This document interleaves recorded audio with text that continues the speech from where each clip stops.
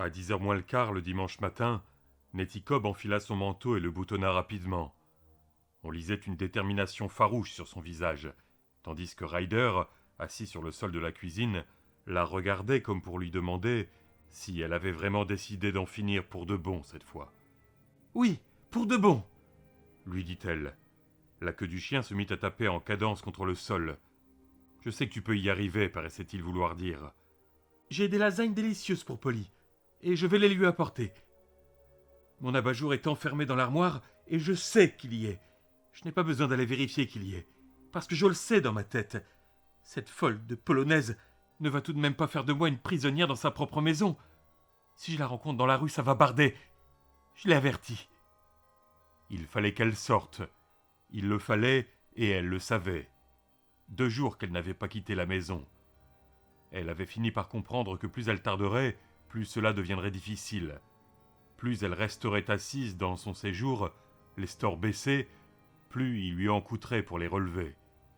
Elle sentait sa vieille terreur et sa vieille confusion d'esprit envahir sournoisement ses pensées.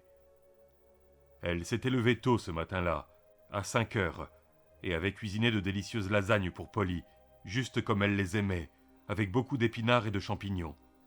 Les champignons étaient de conserve, car elle n'avait pas osé se rendre au supermarché la veille. Mais elle estimait le résultat tout de même très satisfaisant. Les lasagnes attendaient sur le comptoir, dans une poêle recouverte d'une feuille d'aluminium. Elle la prit et gagna la porte d'entrée par le séjour. « Tu vas être un bon garçon, Ryder. Je reviens dans 1 heure, sauf si Polly m'offre le café.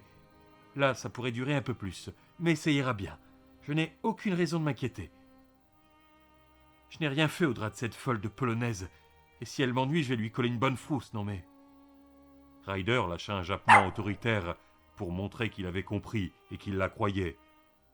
Elle ouvrit la porte, regarda dehors et ne vit rien. Fort Street était aussi déserte que peut l'être la rue d'une petite ville un dimanche matin. Au loin, une cloche appelait les fidèles du révérend Rose, une autre ceux du père Brigham. Rassemblant tout son courage, Nettie s'avança dans le soleil d'automne, posa la poêle aux lasagnes sur une marche, tira la porte et la verrouilla. Ensuite, avec la clé, elle se frotta l'avant-bras, de façon à y laisser une mince marque rouge. Tandis qu'elle se penchait pour récupérer le plat, elle se dit « Bon, quand tu seras au coin de la rue, peut-être même avant, tu vas te mettre à penser que tu n'as pas bien fermé la porte. Mais tu l'as bien fermée. Tu as posé les lasagnes par terre pour le faire. Et si tu n'en es toujours pas tout à fait sûr, tu n'auras qu'à regarder ton bras et te rappeler que tu t'es égratigné avec la clé, après avoir donné 2 tours dans la serrure. N'oublie pas ça, Nettie, et tout ira très bien quand tu commenceras à avoir des doutes. » C'était une excellente idée, comme l'idée de s'égratigner le bras avec la clé. La marque rouge était quelque chose de concret, et pour la première fois depuis 2 jours, et 2 nuits où elle n'avait guère dormi, Nettie se sentit effectivement mieux. Elle gagna le trottoir, la tête haute, les lèvres tellement serrées qu'elles se réduisaient à une ligne. Une fois là, elle chercha des yeux dans les 2 directions la petite auto jaune de cette folle de polonaise. Si elle l'avait vue, son intention était d'aller dire à cette folle de polonaise de lui ficher la paix. Mais la petite Hugo n'était pas en vue. Il n'y avait qu'une vieille camionnette orange garée en haut de la rue sans personne au volant. Bien. Nettie mit le cap sur la maison de Polly Chalmers. Lorsque les doutes l'assaillaient, elle se répétait que l'abat-jour en pâte de verre était sous clé, que Ryder montait la garde, et que la porte de devant était fermée, cela en particulier. La porte de devant était fermée à clé, et il lui suffisait de regarder la marque rouge en train de disparaître sur son bras pour en être sûr. Nettie poursuivit donc son chemin la tête haute, et tourna au carrefour, sans un seul regard en arrière. Une fois la cinglée hors de vue, Hugh Priest, qui s'était allongé sur la banquette dès qu'il avait vu apparaître Nettie Cobb, se redressa derrière son volant. Dans la camionnette orange, qu'il avait été chercher à 7h au garage municipal, tout à fait désert à une heure aussi matinale. Il mit le levier de vitesse au point mort et, profitant de la légère pente, laissa le camion rouler doucement et en silence jusqu'à la hauteur de la maison de Nettie la cinglée. Le carillon de la porte tira Polly d'un état de somnolence qui n'était pas vraiment le sommeil, mais une sorte d'hébétude induite par les médicaments et hantée de rêves. Elle s'assit sur son lit et se rendit compte qu'elle avait sa robe d'intérieur sur elle. Quand l'avait-elle mise ? Pendant quelques instants, elle ne put s'en souvenir. Elle eut une bouffée d'angoisse, puis la mémoire lui revint. La douleur qu'elle attendait était arrivée exactement comme prévu. Mais la pire, de loin, qu'elle eût connue de toute sa vie d'arthritique. Elle l'avait réveillée à 5 heures. Elle était allée faire pipi dans la salle de bain pour découvrir qu'elle n'était même pas capable de tirer un morceau de papier hygiénique pour s'essuyer. Elle avait donc pris une pilule, enfilé sa robe d'intérieur et attendu son effet, assise dans le fauteuil de la chambre à côté de la fenêtre. Elle avait dû se sentir gagnée par le sommeil, à un moment ou à un autre, et s'allonger. Ses mains lui faisaient l'effet de grossières figurines de céramique, cuites au point de devenir friables. La douleur conjuguait impression de chaleur et de froid, et s'enfonçait profondément dans sa chair, comme un réseau complexe de fils empoisonnés. Elle tenait les mains en l'air, en désespoir de cause, des mains d'épouvantail, laides, déformées. En bas, le carillon retentit à nouveau. Elle poussa un petit cri distrait. Elle gagna le palier, tenant ses mains devant elle comme un chien tient ses pattes lorsqu'il mendie un sucre. « Qui est-ce » lança-t-elle dans l'escalier, de la voix enrouée et pâteuse de quelqu'un de mal réveillé. « C'est Nettie » lui parvint la réponse. « Vous allez bien, Polly ?»« Très bien. Il faut que j'enfile quelque chose. Prenez votre clé, Nettie. » Lorsqu'elle entendit la clé tourner dans la serrure, Polly battit rapidement en retraite dans sa chambre. Elle jeta un coup d'œil à la pendule de son chevet et se rendit compte que le jour était levé depuis plusieurs heures. Elle n'était d'ailleurs pas venue enfiler quelque chose. Avec Nettie, sa robe d'intérieur faisait parfaitement l'affaire. Mais elle avait besoin d'une pilule. Jamais, de toute sa vie, elle n'avait eu autant besoin d'une pilule qu'aujourd'hui. Elle ne sut à quel point elle était mal que lorsqu'elle essaya d'en prendre une. Les pilules, des gélules pour être précis, se trouvaient dans une petite coupelle en verre posée sur le manteau de la cheminée ornementale dans sa chambre. Elle arrivait bien à plonger la main dans la coupelle, mais pas à y saisir une gélule. Ses doigts étaient comme les pinces d'une machine pétrifiée par la rouille et le manque d'huile. Elle fit encore un effort, se concentrant de toute sa volonté pour faire refermer ses doigts sur l'une des capsules de gélatine. Elle en fut récompensée par un léger mouvement et une violente flambée de douleur. Ce fut tout. Elle émit un petit cri sous l'effet de la souffrance et de la frustration. « Polly ?» Il y avait une certaine inquiétude dans la voix de Nettie, qui lui parvenait du bas de l'escalier. Les gens de Castle Rock trouvaient peut-être Nettie un peu confuse, songea Polly. Mais lorsqu'il était question des vicissitudes de l'infirmité de sa patronne, elle ne l'était plus du tout. Cela faisait trop longtemps qu'elle fréquentait la maison pour se laisser abuser. Et elle l'aimait trop pour ça aussi. « Est-ce que vous allez vraiment bien, Polly ? Je descends tout de suite, Nettie. » répondit-elle en s'efforçant de prendre un ton gai et plein d'entrain. Et comme elle écartait ses mains de la coupelle et inclinait la tête, elle pensa « Je vous en prie, mon Dieu, faites qu'elle ne monte pas maintenant. Faites qu'elle ne me voie pas faire cela. » Elle approcha son visage de la coupelle comme un chien qui s'apprête à boire dans un bol et tira la langue. Douleur, honte, horreur, et plus que tout, une noire dépression, tout en marron et gris, vinrent l'envelopper et l'emprisonner. Elle appuya la langue sur l'une des capsules jusqu'à ce qu'elle y collât. Puis elle rentra la langue, non point comme un chien, mais comme un tamanoir festoyant dans une fourmilière, et avala. Et tandis que la pilule s'ouvrait une piste minuscule mais rêche dans sa gorge, elle pensa « Je donnerais n'importe quoi pour ne plus faire ça, absolument n'importe quoi. » Hugh Priest ne rêvait plus guère. Depuis quelques jours, il perdait conscience plus qu'il ne s'endormait. Mais il avait fait un rêve la nuit dernière, un rêve épatant. Il lui avait révélé tout ce qu'il avait besoin de savoir et tout ce que l'on attendait de lui. Dans le rêve, il était assis à la table de sa cuisine et buvait une bière en regardant un jeu télévisé qui s'appelait « La vente du siècle ». Il avait vu dans cette boutique, le bazar des rêves, tous les objets mis en enchère, et tous ceux qui se les disputaient saignaient des oreilles et du coin des yeux.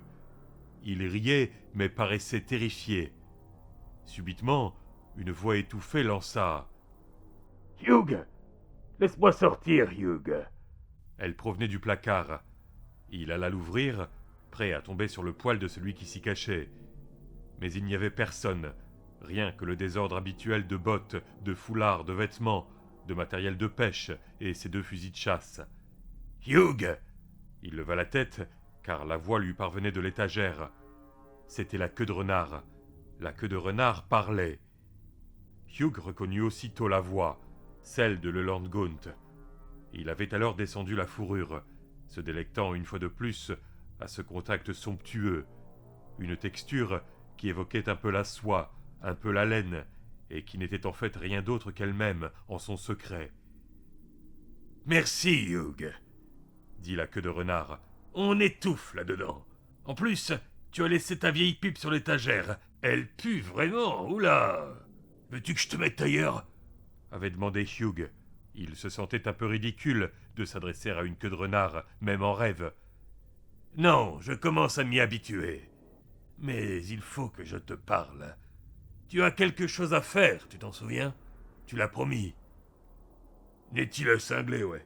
Je dois faire une blague à Nettie la cinglé. »« Exactement. Et il faudra la faire dès ton réveil. Alors écoute-moi. » Hugh Priest avait écouté. La queue de renard lui avait dit qu'il n'y aurait personne chez Nettie, mis à part le chien. Mais maintenant que Hugh était sur place, il trouva plus prudent de frapper. Il entendit à l'intérieur un rapide cliquetis de griffes sur le plancher, mais rien d'autre. Il frappa de nouveau, juste pour être sûr. Il y eut un unique et péremptoire aboiement de l'autre côté de la porte. « Ryder !» fit Hugh. La queue de renard lui avait dit que c'était le nom du chien. Un nom bougrement bien trouvé, estimait Hugh, même si la bonne femme était aussi givrée qu'un matin de novembre. Le jappement se reproduisit, nettement moins péremptoire cette fois. Hugh prit un porte-clés dans la poche de sa veste de chasse à carreaux et l'examina. Il le possédait depuis longtemps, et ne se souvenait même plus des serrures sur lesquelles allaient certaines des clés. Mais 4 d'entre elles étaient des passes, facilement reconnaissables à la longueur de leur tige, et c'était de celles-ci qu'il voulait se servir.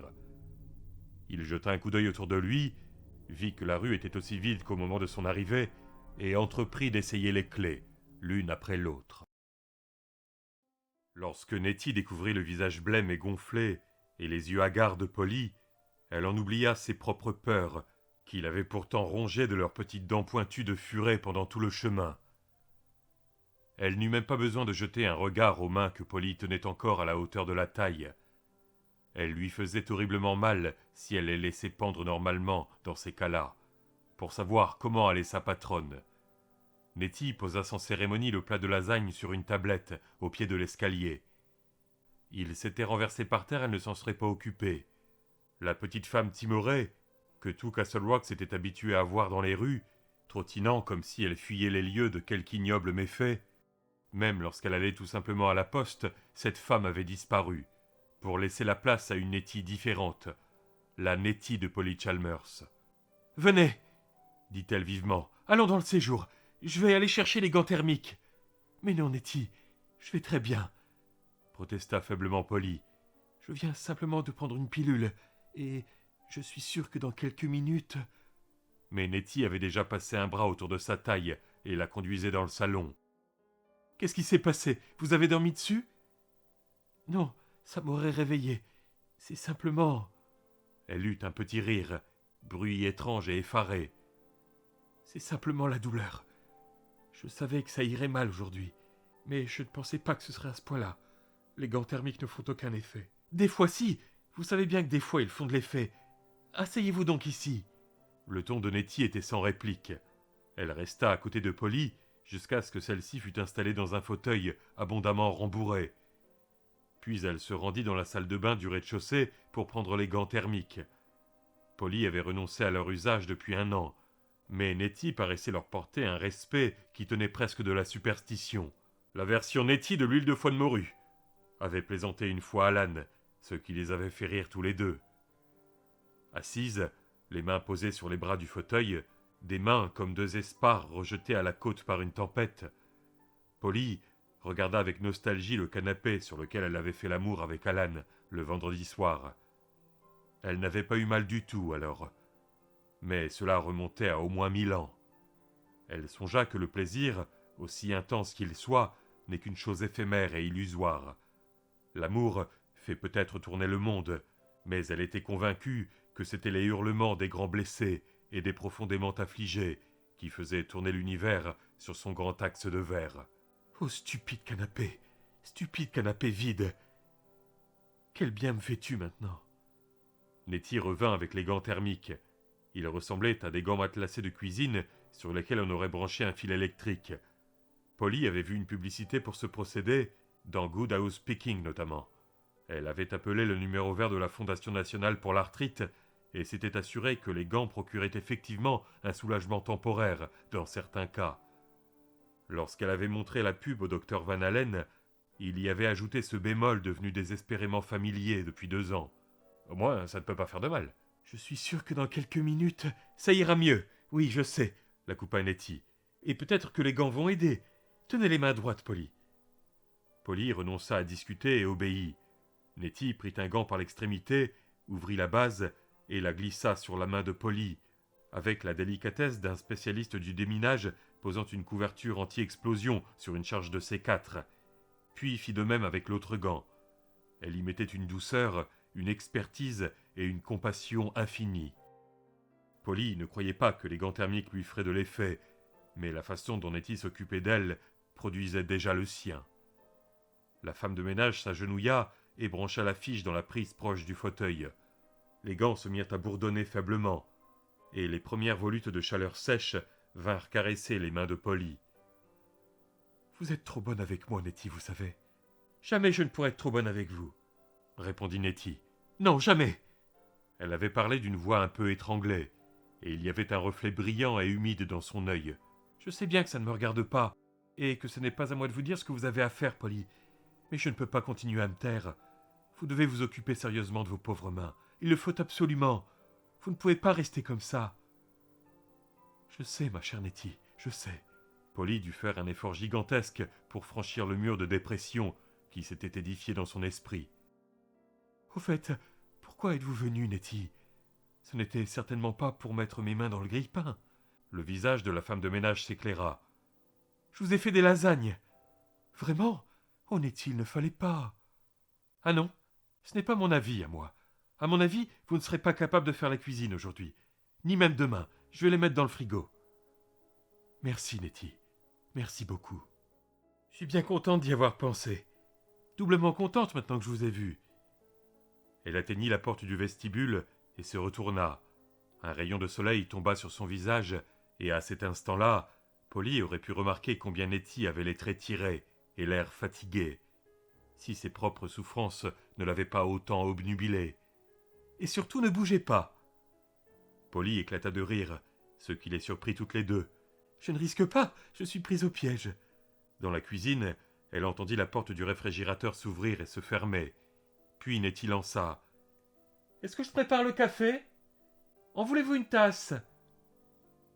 Je vous le fais si vous voulez. Oui, répondit Polly, ça me ferait plaisir. Les gants ronronnaient plus fort. Ils étaient maintenant très chauds. Et soit ils avaient un effet réel, soit la pilule commençait à produire le sien, mieux qu'elle ne l'avait fait à 5 heures du matin. Soit, probablement, il s'agissait d'une combinaison des deux, pensa-t-elle. Mais si vous devez repartir, Nettie? La femme de ménage apparut à la porte. Elle avait mis son tablier et tenait la vieille cafetière en étain à la main. Elle n'aimait pas se servir de la nouvelle cafetière électrique Toshiba à commande numérique. Et Polly devait admettre que ce qui sortait du pot d'étain de Nettie était supérieur. « Je n'ai pas de meilleur endroit où aller qu'ici, » répondit-elle. « En plus, la maison est bien fermée et Ryder monte la garde. »« Je n'en doute pas, » fit Polly avec un sourire. Elle connaissait très bien Ryder. Il pesait 8 kilos tout mouillé et se roulait sur le dos pour se faire gratter le ventre devant le premier venu. Postier, releveur de compteur, vendeur ambulant. « De toute façon, je crois qu'elle va me laisser tranquille, » reprit Nettie. « Je l'avertis. Je ne l'ai pas revue et elle n'a pas appelé. Alors je me dis qu'elle a fini par comprendre que j'étais sérieuse. »« Avertis qui? De quoi ?» demanda Polly. Mais déjà la femme de ménage s'éloignait de la porte, et Polly était bel et bien clouée dans son fauteuil à cause des gants thermiques. Le temps que Nettie réapparaisse avec le plateau du café, le père Codan avait commencé à lui brouiller l'esprit, et lui avait fait oublier la remarque bizarre. Ce qui, de toute façon, n'était pas surprenant, car Nettie faisait très souvent des remarques bizarres. Nettie ajouta de la crème et du sucre dans la tasse de Polly et la tint de manière à lui permettre de boire. Elles bavardèrent de choses et d'autres, et bien entendu, la conversation ne tarda pas à venir sur la nouvelle boutique. Nettie lui reparla de l'achat de l'abat-jour en pâte de verre, sans toutefois se perdre dans les laborieux détails auxquels on aurait pu s'attendre, étant donné la nature extraordinaire d'un tel événement dans sa vie. Mais cela déclencha néanmoins un souvenir dans l'esprit de Polly, le mot glissé dans le tupperware par le Lord Gaunt. « J'ai presque oublié. Monsieur Gaunt m'a demandé de passer le voir cet après-midi. Il m'a dit qu'il aurait peut-être quelque chose qui pourrait m'intéresser. »« Vous n'allez pas sortir tout de même, avec les mains dans cet état ?»« Pourquoi pas? Elles me font un peu moins mal. J'ai l'impression que les gants ont été efficaces cette fois, au moins un peu. Et il faut que je fasse quelque chose. » Elle regarda Nettie, l'air de vouloir la convaincre. « Oui, évidemment. » Soudain, une idée frappa Nettie. « Je pourrais peut-être m'y arrêter en rentrant chez moi, et lui demander que ce soit lui qui passe chez vous. »« Oh non, Nettie, ce n'est pas sur votre chemin. Juste 2 coins de rue de plus. » Nettie eut un regard de côté, avec une touchante expression matoise. « Et puis, il aura peut-être d'autres pâtes de verre. Je n'ai plus assez d'argent pour en acheter une, mais lui ne le sait pas, et ça ne coûte rien de demander, non ? » ?»« Oui, mais de là à lui demander de venir ici... » »« Je lui expliquerai ce qui se passe, » fit Nettie d'un ton décidé, remettant la tasse sur le plateau. « Après tout, les démonstrations à domicile, ça existe, non ? Et si un commerçant a quelque chose à vendre qui vaut la peine... » Polly la regarda avec tendresse, amusée. « Vous savez, Nettie, vous êtes différente lorsque vous êtes ici. » La femme de ménage la regarda surprise. « Ah bon ? » ?»« Oui. »« Comment ça ? » ?»« Oh, en mieux, ne vous inquiétez pas. À moins que ça recommence, je crois que j'aurai envie de sortir cet après-midi. Mais si vous passez par le bazar des rêves... » »« J'y passerai. » Une expression d'impatience mal dissimulée brilla dans les yeux de Nettie.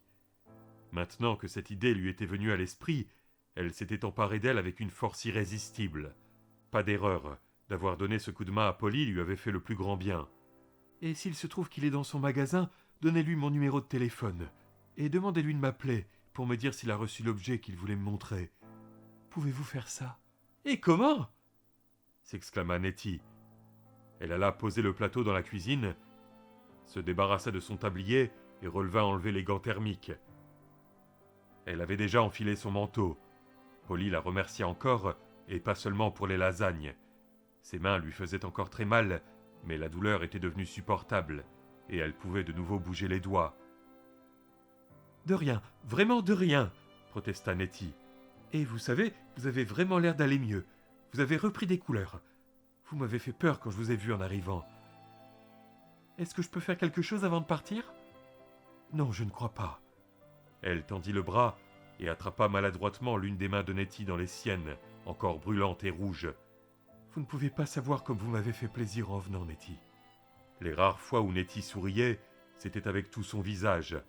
On avait l'impression de voir le soleil percer soudainement les nuages par une matinée couverte.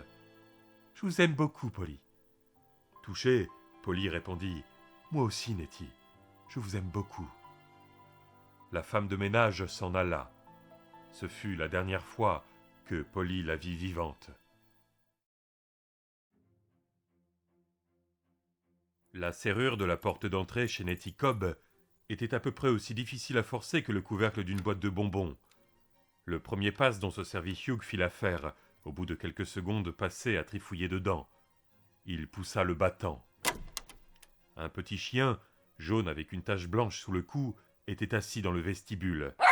Il poussa son unique et péremptoire aboiement, tandis que la lumière entrait à flot, et que l'ombre massive de Hugh Priest venait se poser sur lui. « Alors c'est toi, Ryder !» dit Hugh doucement, mettant la main à la poche. Le chien aboya de nouveau et se mit vivement sur le dos, les 4 pattes mollement repliées en l'air. « Eh, t'es trop mignon !» Le bout de queue de l'animal tapait contre le plancher, probablement pour acquiescer. Hugh referma la porte et s'accroupit à côté du chien. De la main gauche, il gratta le côté du torse du chien, à hauteur de cet endroit magique qui a le don de faire s'agiter la patte arrière. De la main droite, il retira un couteau suisse de sa poche. « Eh, c'est pas un bon chien-chien, ça !» C'est-tu pas un bon chien-chien ?» Il s'interrompit pour prendre un bout de papier dans la poche de sa chemise. De sa laborieuse écriture d'ex-cancre, on pouvait y lire le message que lui avait dicté la queue de renard. Hugh l'avait rédigé dans sa cuisine, avant même de s'habiller, pour être sûr de ne pas en oublier un mot. « Y a personne qui peut jeter de la boue sur mes draps propres. Je vous le dis, je vous ferai la peau. » Il dégagea le tire-bouchon replié dans l'un des gros logements du couteau et enfila le mot dessus. Puis il prit l'instrument, de manière à ce que le tire-bouchon dépassât entre le majeur et l'annulaire de sa puissante main droite, fermée en poing. Il se remit à gratter Ryder, qui, resté allongé sur le dos pendant tout ce temps, regardait l'homme d'un air joyeux. « Il était vraiment mignon tout plein, » pensa Hugh. « Ouais, ça c'est un gentil petit clébard. Ça c'est le plus gentil des petits clébards. » L'homme se remit à le gratter. Les deux pattes postérieures s'agitaient maintenant rythmiquement, comme si Ryder avait pédalé sur une bicyclette invisible. « Mais oui, t'es un bon toutou. Mais oui, t'es un gentil chien-chien. Et tu sais ce que j'ai ? J'ai une queue de renard. Où est mon vieux ?» Hugh tendit le tire-bouchon, avec le bout de papier toujours embroché, au-dessus de la tache blanche du pelage de Ryder. « Et tu sais quoi encore ? J'ai bien l'intention de la garder. » Il abattit violemment la main droite sur la poitrine du chien. La gauche, celle qui grattait encore l'animal un instant auparavant, lui servit à maintenir le chien au sol, tandis qu'il donnait 3 tours brutaux au tire-bouchon.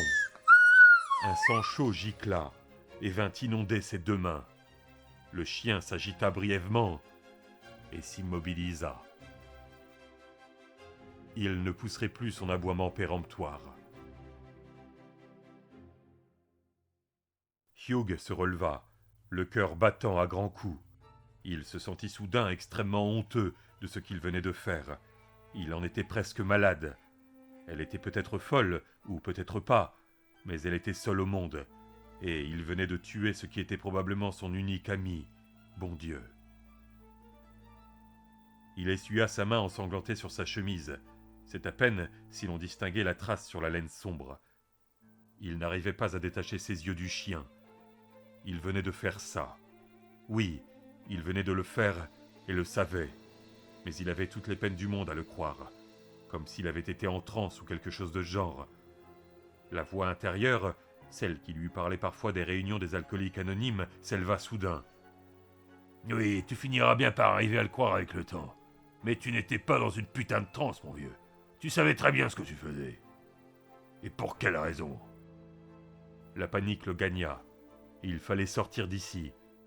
Il battit lentement en retraite dans le vestibule, à reculons, et poussa un cri rauque lorsque son dos heurta la porte fermée.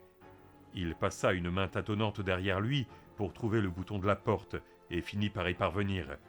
Il ouvrit et se glissa hors de la maison de Nettie la cinglée.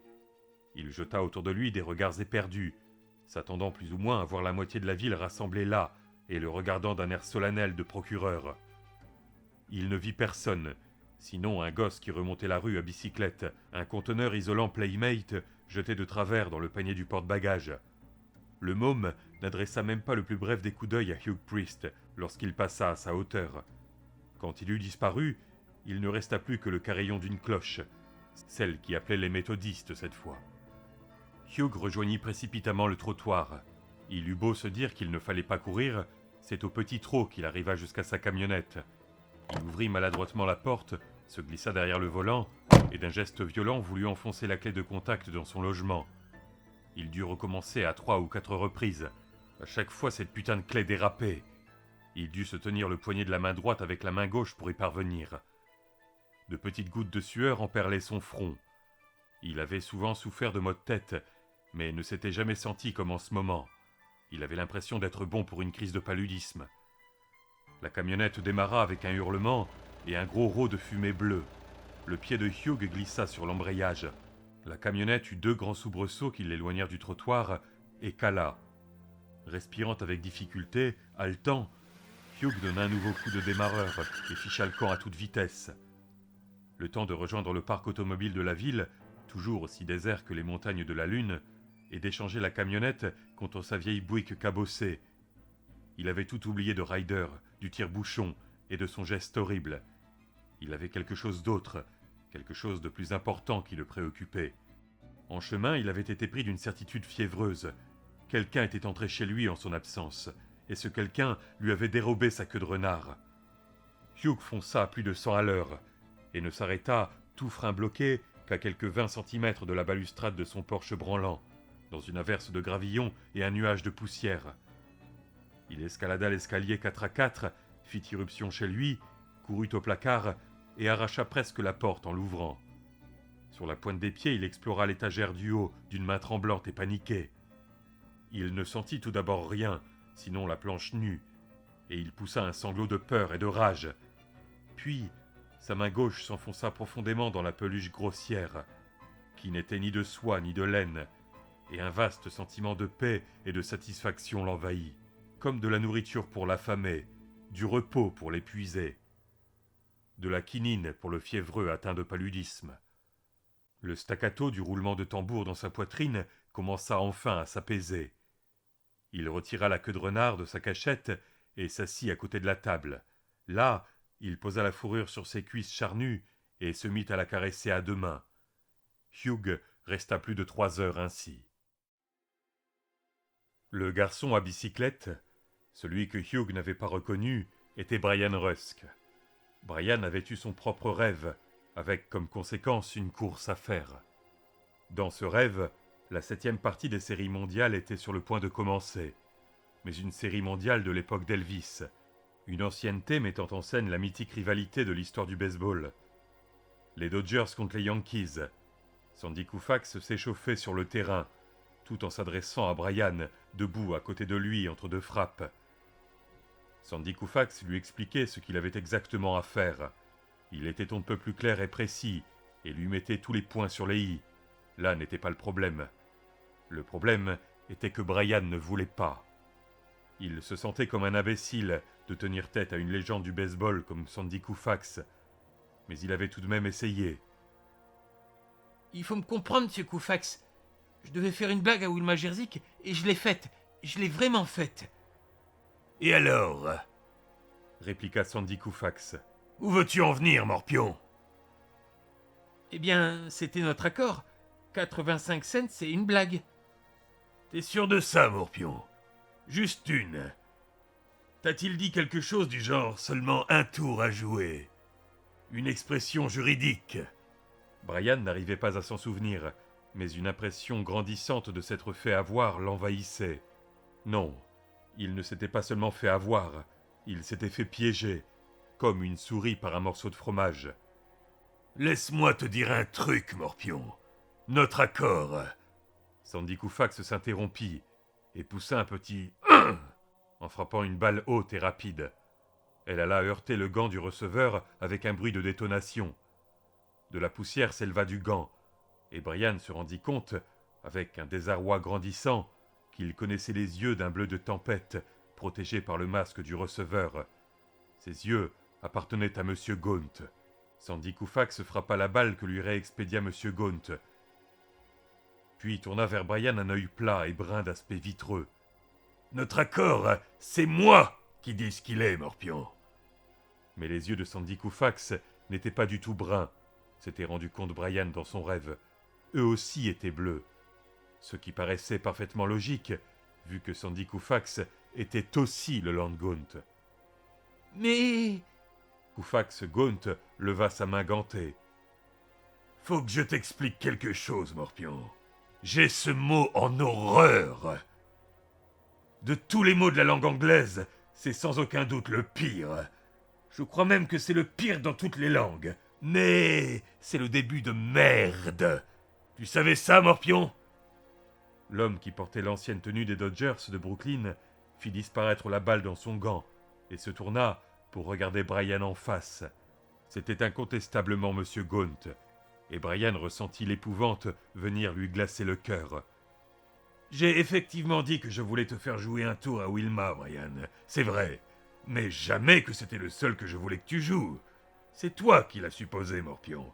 Est-ce que tu me crois ou veux-tu l'enregistrement de notre conversation? » « Je vous crois, » répondit Brian.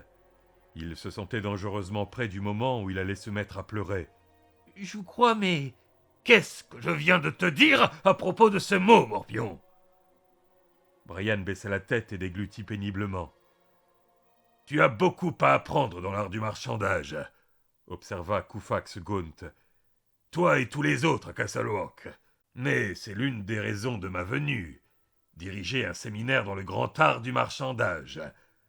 Il y avait un type dans ton patelin, un type du nom de Merrill, qui en connaissait un bout sur la question, mais il a disparu depuis longtemps. Il sourit, révélant les grandes dents inégales de Leland Gaunt dans le visage étroit et sombre de Sandy Koufax.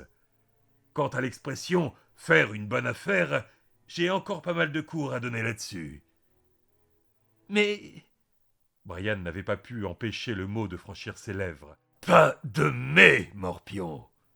Koufax Gaunt se pencha vers Brian, le regardant avec une expression solennelle, par-dessous la visière de sa casquette. Monsieur Gaunt sait ce qu'il dit et ce qu'il fait. Répète ça. La pomme d'Adam de Brian s'agita, mais aucun son ne sortit de sa gorge. Il sentait de grosses larmes brûlantes s'accumuler dans ses yeux. Une grande main froide vint s'abattre sur son épaule et serra. « Dis-le !» Monsieur Gaunt... Brian dut déglutir de nouveau pour pouvoir laisser passer les mots. Monsieur Gaunt, c'est ce qu'il dit et ce qu'il fait. C'est bien, Morpion, c'est très bien.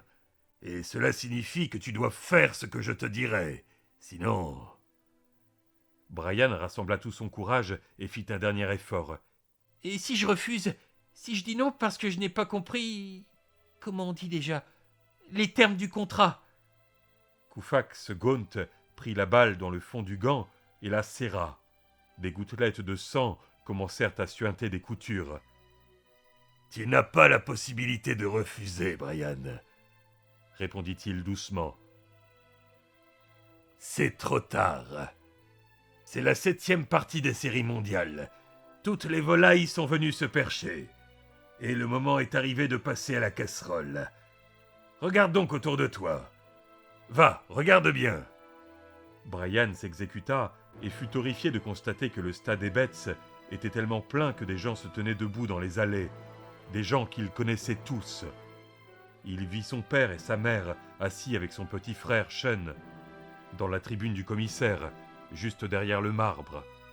Les élèves de la classe d'orthophonie, encadrés par Miss Radcliffe à une extrémité et son gros crétin de fiancé à l'autre, s'alignaient le long du trajet de la première base, buvant du Royal Crown Cola et grignotant des hot dogs. Tout le bureau du shérif de Castle Rock était assis sur le banc de touche, avec à la main des bières dans des timbales en papier, ornées des portraits des candidates de l'année au titre de Miss Reingold. Il vit sa classe de catéchisme, les conseillers municipaux de la ville, Myra et Chuck Evans, ses tantes, ses oncles, ses cousins. Assis derrière la 3e base, il aperçut Sonny Jacket. Et lorsque Koufax Gaunt envoya la balle ensanglantée, et qu'elle fit de nouveau cette détonation de coups de fusil dans le gant du receveur, Brian se rendit compte que le visage derrière le masque appartenait à Hugh Priest. « Je te passerai dessus, petit morveux !» dit Hugh en relançant la balle. « Ça te fera les pieds !»« Tu vois, Morpion, ce n'est plus simplement une question de carte de baseball, » reprit Koufax Gaunt à côté de lui. « Tu as pigé, n'est-ce pas? Lorsque tu as jeté la boue sur les draps de Wilma Jerzik, tu as déclenché quelque chose. Comme un type déclenche une avalanche en criant trop fort un jour de redoux. Maintenant, le choix est simple. Tu peux continuer à avancer ou rester ici et te retrouver au trou. » Dans son rêve, Brian s'était finalement mis à pleurer. Bon, d'accord, il avait pigé. Il avait très bien pigé, maintenant qu'il était trop tard pour y changer quoi que ce soit. Koufax Gaunt écrasa la balle. Du sang en jaillit et ses doigts s'enfoncèrent dans la surface blanche charnue. « Si tu ne veux pas que tout le monde à Castle Rock sache que c'est toi qui as déclenché l'avalanche, Brian, tu as intérêt à faire ce que je dis. » Brian pleura plus fort. « Quand on fait affaire avec moi, » dit Gaunt, se préparant à lancer, « il y a 2 choses qu'il ne faut pas oublier.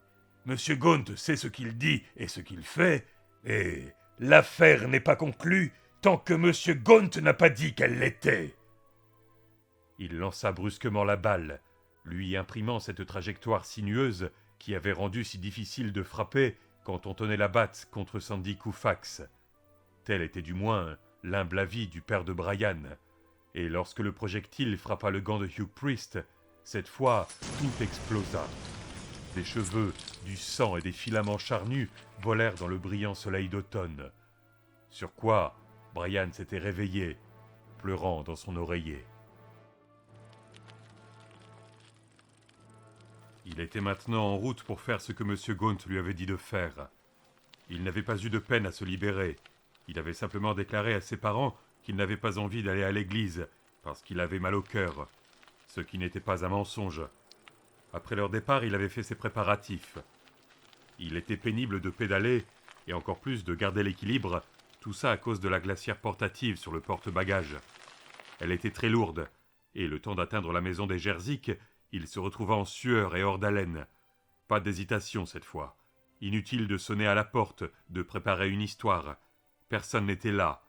Sandy Koufax le Landgaunt lui avait dit dans son rêve que les Jerzyk resteraient après la messe de 11h pour discuter des festivités à venir de la nuit casino, avant d'aller rendre visite à des amis. Tout ce qu'il voulait maintenant, c'était d'en finir avec ce truc affreux aussi vite que possible.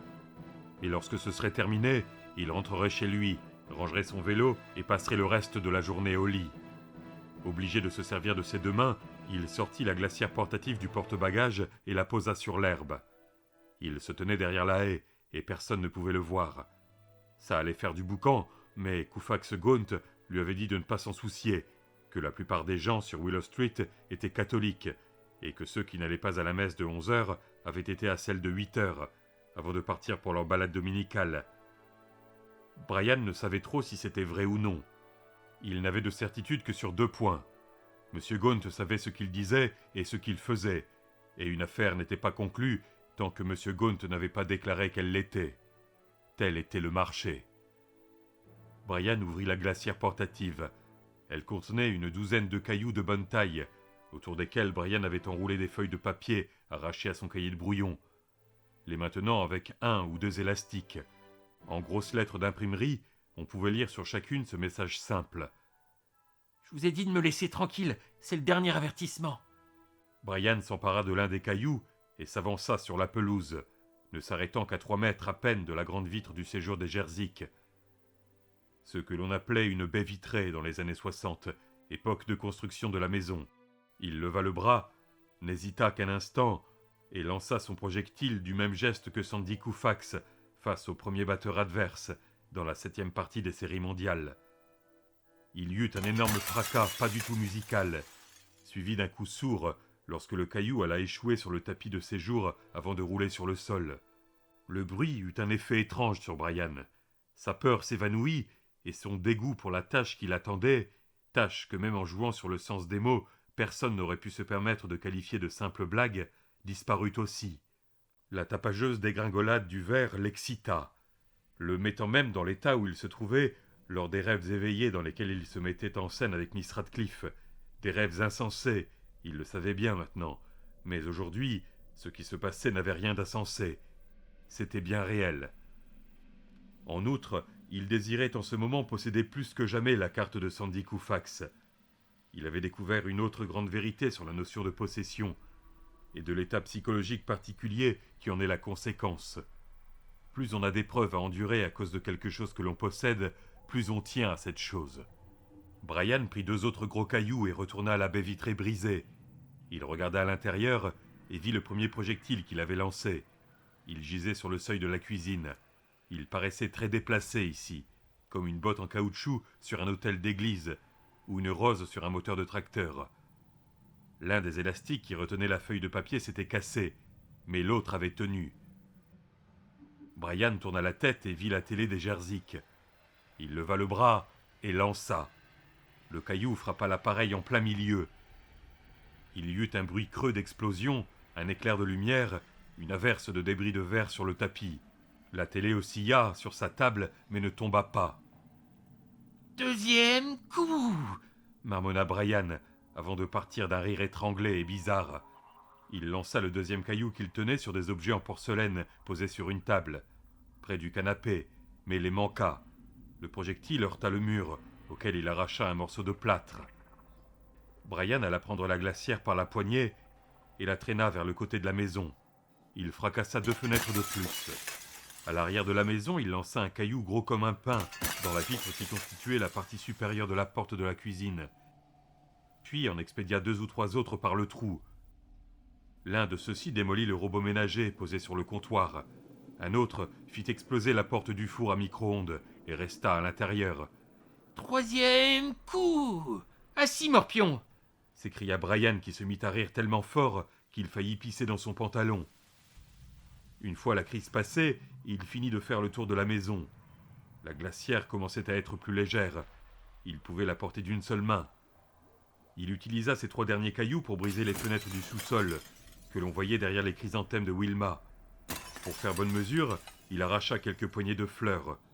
Tout cela accompli, il referma la glacière, retourna sa bicyclette, mit le conteneur dans le panier du porte-bagages et enfourcha son engin pour retourner chez lui. Les voisins des Jerzyk s'appelaient les Miss Labersky. Au moment où Brian débouchait de l'allée des Jerzyk, Madame Miss Labersky sortit sur le porche de sa maison. Elle était habillée d'une blouse de travail d'un vert éclatant, et un chiffon rouge retenait ses cheveux. On aurait dit une pub pour aller passer Noël en enfer. « Qu'est-ce qui se passe là-bas, mon garçon » demanda-t-elle d'un ton autoritaire. « Je ne sais pas exactement. Je crois que monsieur et madame Jerzyk se disputent, » répondit Brian sans s'arrêter.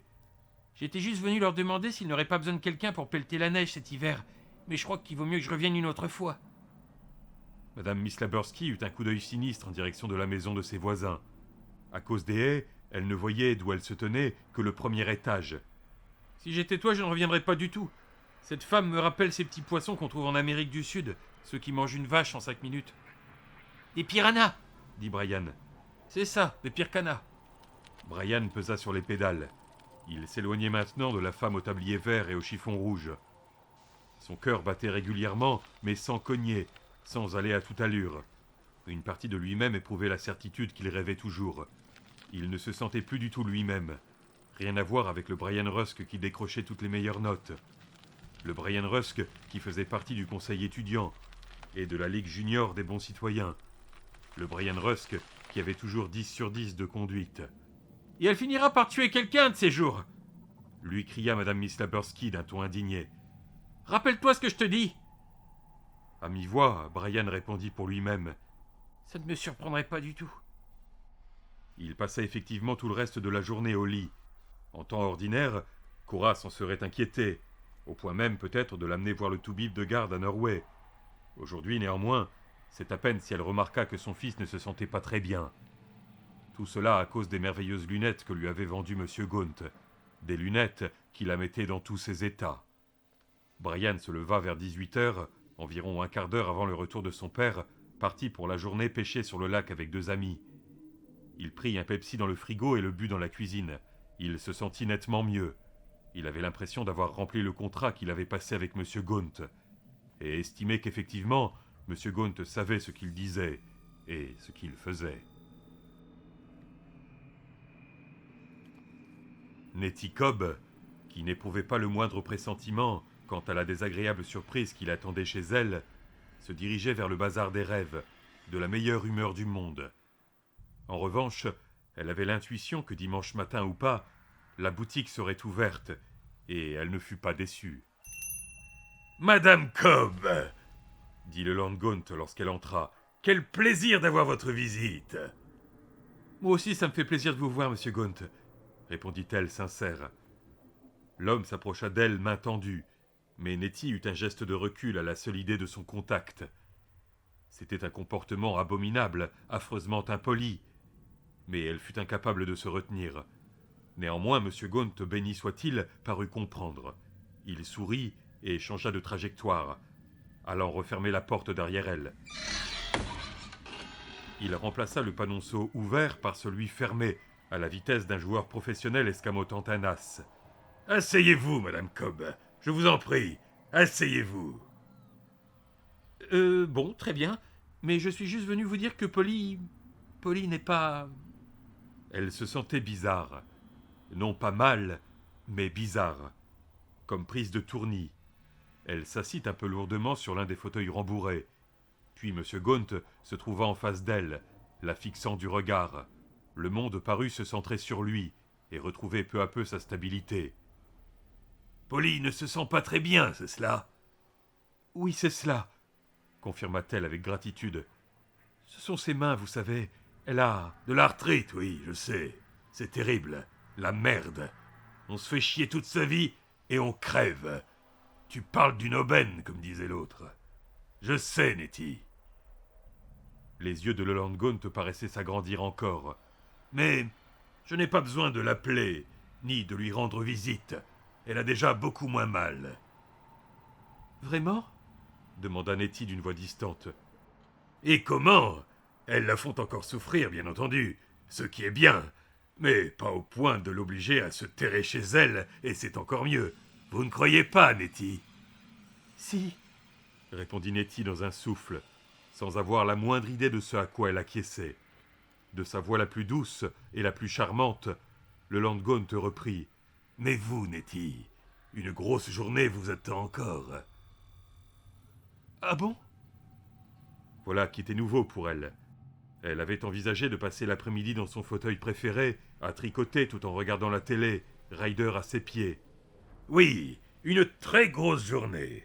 C'est pourquoi je veux que vous restiez assis ici un moment pendant que je vais chercher quelque chose. Vous voulez bien? Oui. Parfait. Et fermez les yeux. Reposez-vous vraiment, Nettie. Elle obéit et ferma les yeux. Un moment, combien de temps, plus tard, M. Gaunt lui ordonna de les rouvrir. Mais elle éprouva une pointe de déception. Lorsque les gens vous disent de fermer les yeux, c'est souvent pour vous faire une surprise agréable, un cadeau par exemple. C'était ce qu'elle avait espéré. Et lorsqu'elle avait rouvert les yeux, elle s'était un peu attendue à voir M. Gaunt avec un autre abat-jour en pâte de verre. Mais il ne tenait qu'un bloc de papier. Les feuilles de petite taille étaient roses. Chacune portait en en-tête la mention « Procès-verbal de contravention ». Oh, dit-elle, je pensais que vous aviez d'autres pâtes de verre. Je ne crois pas que vous aurez besoin d'autres pâtes de verre, Nettie. Non? La pointe de déception revint, plus forte cette fois. Eh non. C'est bien triste, mais c'est vrai. Je suppose cependant que vous n'avez pas oublié la promesse que vous m'avez faite, reprit Gaunt en s'asseyant près d'elle. Vous vous en souvenez, n'est-ce pas? Oui, vous voulez que je joue un tour à Buster, que je mette des papiers dans sa maison. Exactement, Nettie. Très bien. Avez-vous toujours la clé que je vous ai donnée?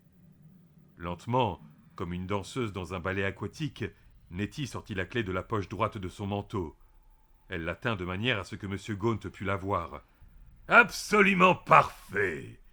s'exclama-t-il avec chaleur. « Remettez-la dans votre poche maintenant. Là où elle est en sécurité. » Elle s'exécuta. « Bon, voici les papiers. » Il mit le bloc de feuilles roses dans l'une des mains de Nettie et un distributeur de rubans adhésifs dans l'autre.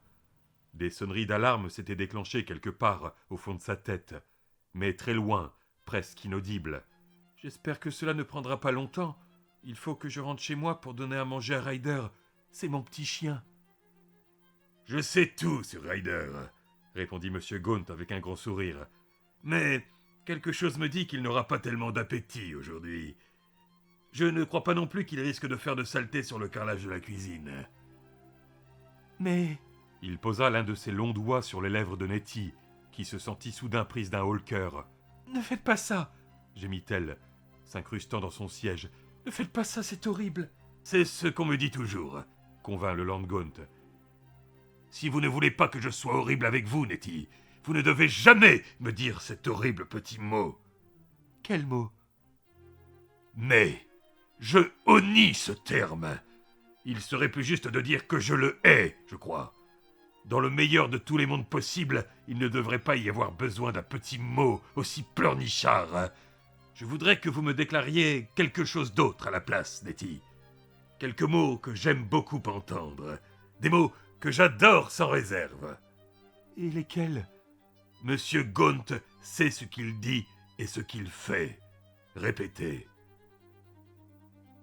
Monsieur Gaunt sait ce qu'il dit et ce qu'il fait. » Dès que les mots furent sortis de sa bouche, elle comprit qu'ils étaient absolument et entièrement vrais. « Monsieur Gaunt sait toujours ce qu'il dit et ce qu'il fait. Monsieur Gaunt sait toujours ce qu'il dit et ce qu'il fait. »« Parfait ! Tout comme papa, ajouta Gaunt, avant de partir d'un rire hideux.